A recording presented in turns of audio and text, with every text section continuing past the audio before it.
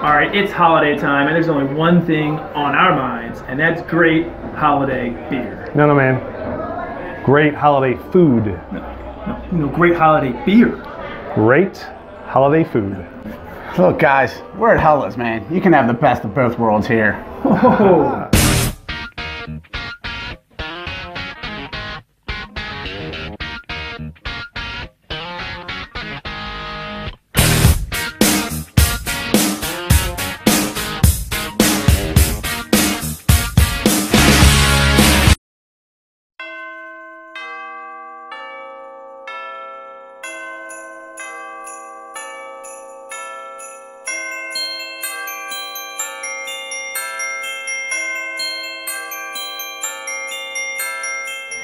All right, everybody, welcome back to episode 3, 21090 Cellar Series. I am Andy. This is Todd. With us again is owner of Hellas Restaurant and Lounge in Millersville, Mike Stavlos.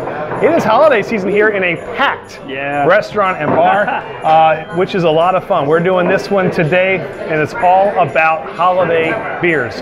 We couldn't decide what we wanted more, good food or good beer. As Mike told you, today we get to try both.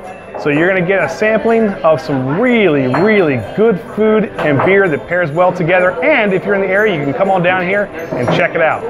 All right, so the first beer we're going to be trying today is the Corsendonk Christmas Ale.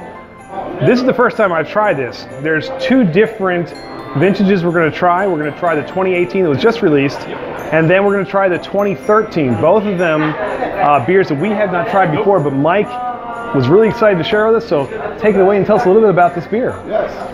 So Corsendonk Christmas Ale is a imperial brown ale, or a brewed or dunkel beer. Okay. Goes by different names depending on the country of origin. And the Corsendonk version is just a really nice medium-bodied brown ale. It's, a really good drinking ale. It's good to have it with some food, which we'll get into later. Okay. But it's perfect just kind of when you're sitting around, you just want a nice beer on a fall day, winter day. Corsendonk is one of the more sought after holiday ales. It is not brewed by Corsendonk anymore. It is brewed by a craft brewery called Brewery du Coq in Belgium. And of course, it has the Belgian quality standard symbol on it to show us that it is a Trappist ale.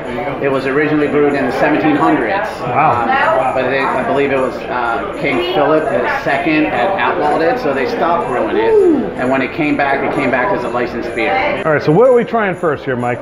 Okay, so let's go with the newer version again. These smaller bottles, we have the 2018. Okay.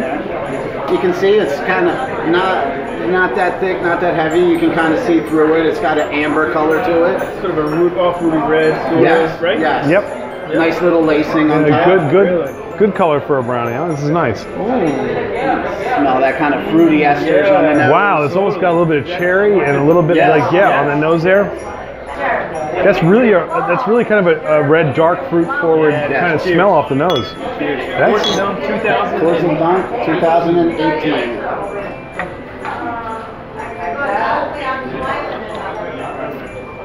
That's a nice beer.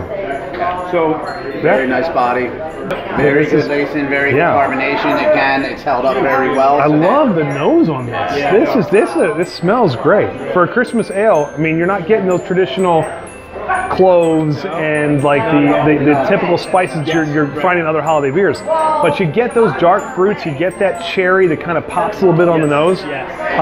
But then when you taste it, it does not disappoint. You're picking up some of those flavors. Ooh, I gotta be careful because I'm drinking too much of it. That's really good. So definitely different nose. You're right. Very nutty. Those cherry flavors have kind of dissipated, and now you're very earthy. I believe so. That's what I would say. Yeah. Very earthy quality. Look at the legs on this one compared to the 18 too. I mean, this was really just. I mean, just roll it in a glass like a wine, and look at that carbonation. Look at that lacing. I mean, this is impressive. This is a 5-year-old beer, and it has carbonation like it was just brewed. You see the skill in that swirl? That's nice, man. That's a professional swirl. That's my. Put them on. That is. I'd give you a 2 out of 5. That's not good. Man, come on. You just look like you're vigorously shaking.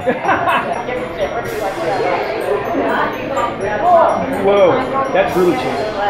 It's really different. It's different. I actually. This, again, so different from the 18 when you let this thing sit and settle down a little bit. And I think it's not quite as boozy. The 18 is a little bit boozier. And it's 8%, it's not really strong, but you can taste it, right? You can feel it. It's much softer when you, especially on the back end of this beer. Very, very soft. On this one too. Yeah, absolutely, absolutely. That yeast it's a little chewier. The viscosity on this is definitely higher than I think on this one, which is nice. But you know, yeah, just look at the legs on this. I mean, this is aged well. So you're sitting in the Hellas, you're sipping on a rare beer that is just fantastic, but you're thinking to yourself, what do I pair a Belgian Christmas ale with? What kind of food do I get? Mike, help us out. What do we want to pair something like this with? When we're talking about brown ales, we like to focus on roasted meats. You know, something, you know, hearty, but not overly hearty. You don't want anything too big because it's not a big full-bodied beer. You got something special for us here? We're talking about holiday feasts. How can you go without a little roast beef? Look at that. So what we got here, Mike? Took the hoop pudding, but not the roast beast. Look at that. I like it. We have some roast top round that's been carved down. A little bit of brown gravy, mushrooms, frizzled onions, over top of some mashed potatoes. Wow. A hearty meal, something that you'd love to have at a holiday table. That looks good. So what do we eat first or drink first? What do we do? Oh, wow. Whatever you want, whatever your heart I desires. don't know if I can take that with me. It's a very merry Belgian Christmas. There you go. Oh. This looks good, man. Oh my goodness. I need a little bit more than that. Oh yeah, buddy. Look at that. What do we want to start with? Wash it down. With which one? Start with the 18? I tried the 13. All right, let's go 13. Is that this has a, you know, very, like a medium body, so you don't want something overwhelming. That's roast nice. beef is something that's kind of delicate but full. And I really like the, you know, the distinct, like, earthy flavors. Yeah, that pairs really well that together. it's in this. I think it's very complimentary. A little bit peppery, in the pepper in the beer goes well with the roast beef. Well, it's funny because you think about it, like, I mean, most of the time you're not going to have a big glass of Cabernet Sauvignon with a piece of delicate white fish because you know you're going to overpower it. You want a nice red, you know, meat with that. This is such a beautiful pairing. Get your stuff out of my way, Todd. I'm diving in for more. This is good. There you go. All right. Let's do the 18. I really like the way that the gravy and the onions go with it. It's a little bit of sweetness. Absolutely amazing. Kind of silky smooth feel from the gravy. They both pair really well together. This is 18 better with the fruit this time. you know what? I almost may like the 13 just because I think it's a little bit mellow. We never agree, right? We don't agree. I think it's a little bit more mellow, and I think it plays well with letting both flavors kind of gel together. More so than We'll see, Mike agrees. Though. Okay, hey, to each his own.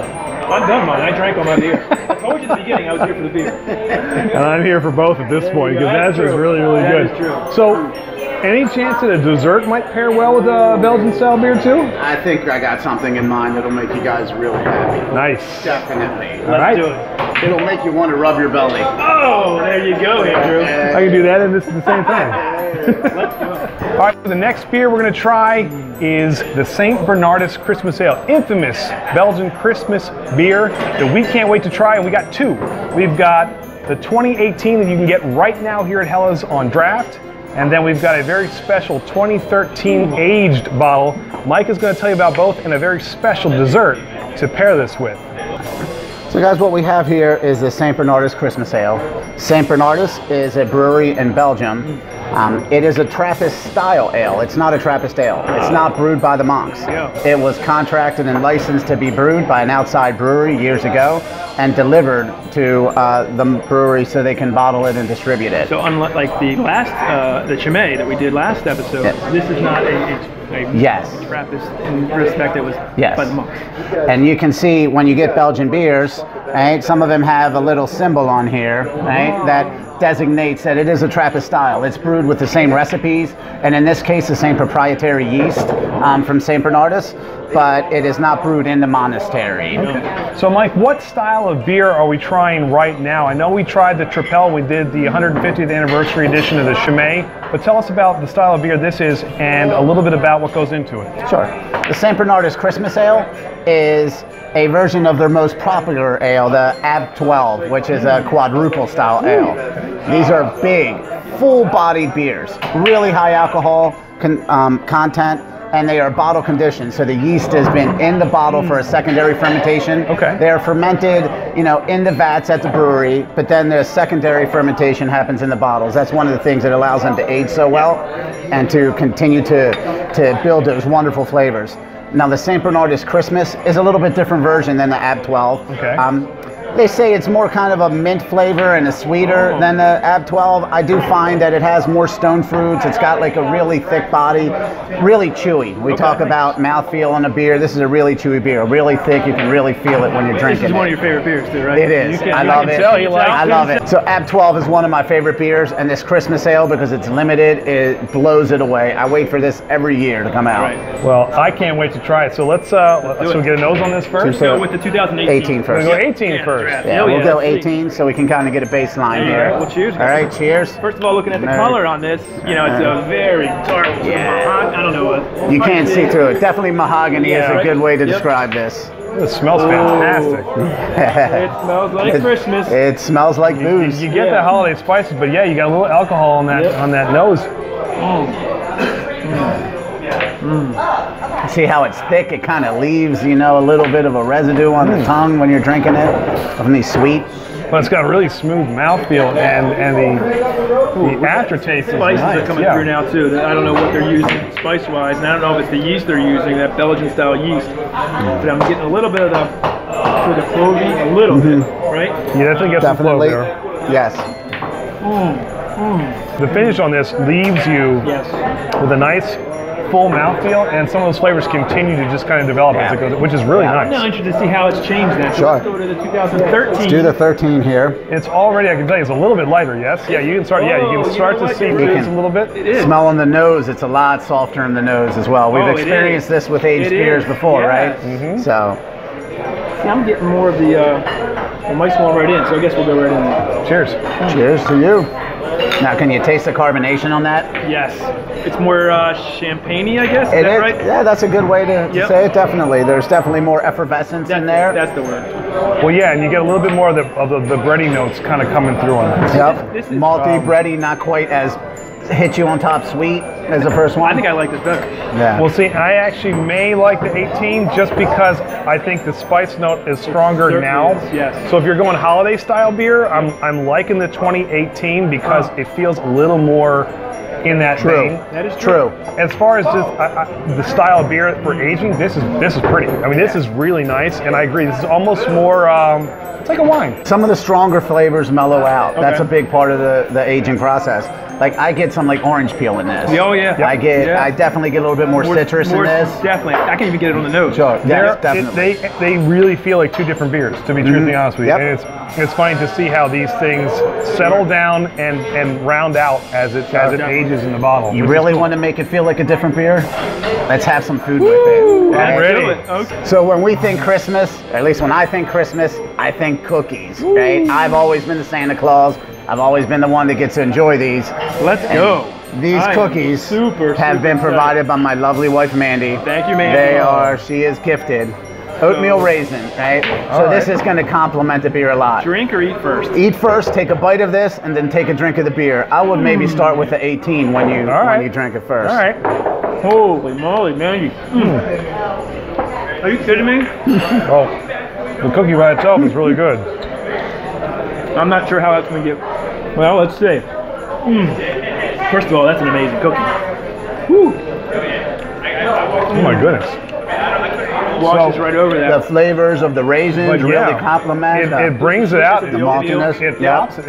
This is really milk and cookies right here, man. Crazy. This is You've done this before, haven't you? This is good. I have a little bit of experience. Right? Like I said, I've been Santa Claus in my life. Oh my God. I would never think of having a cookie with a beer. aged beer. Right. Well, now try this with the 2013. Okay. Right? All right. The carbonation, the effervescence in the 2013 really plays well with this. Oh, the cookies are so good. That's good stuff. Hold on.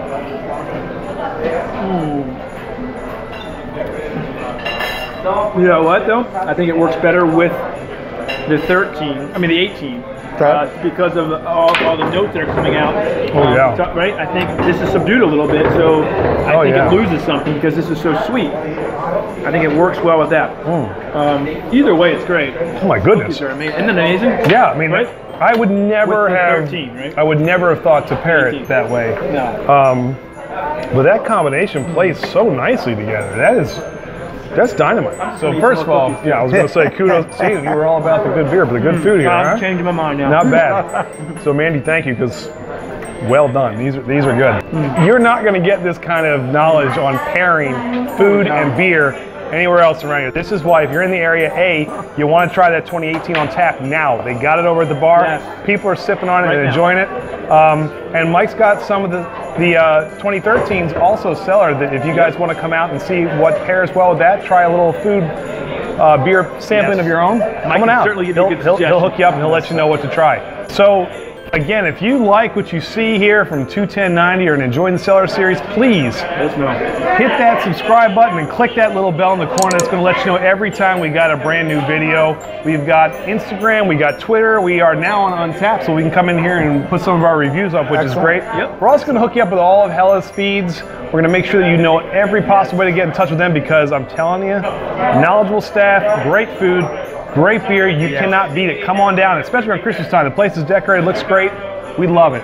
So I think it's been a wonderful, wonderful episode. Yeah, no doubt about it. So here is to Merry Christmas to everyone. Merry Christmas. Happy New Year. And here's the awesome 2019. Yeah, coming up. You'll see us. We'll do a little New Year's Cellar Series. Don't you worry. I think so. But until then, happy holidays, guys, and cheers. Thank you. Cheers, guys. Cheers. All right.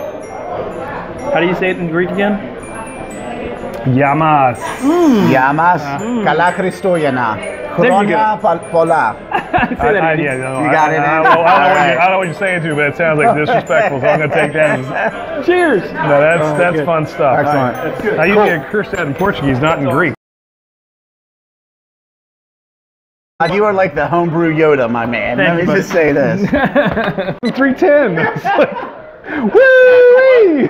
These guys from 310. No, those are the other guys. Oh, good. I can cut the part where he says that's Andy, and I can put the part about Todd burping in. It'll be perfect. Well, I know it's the holidays and everyone loves their savory food, but hanging out with you guys, I figure we need something a little sweet, right? We're really doing it on camera. We're going to take that again. When I have you're not thinking- had my belly on camera. We are going to definitely roll that back one more time. All right. Start over again. No worries. Good.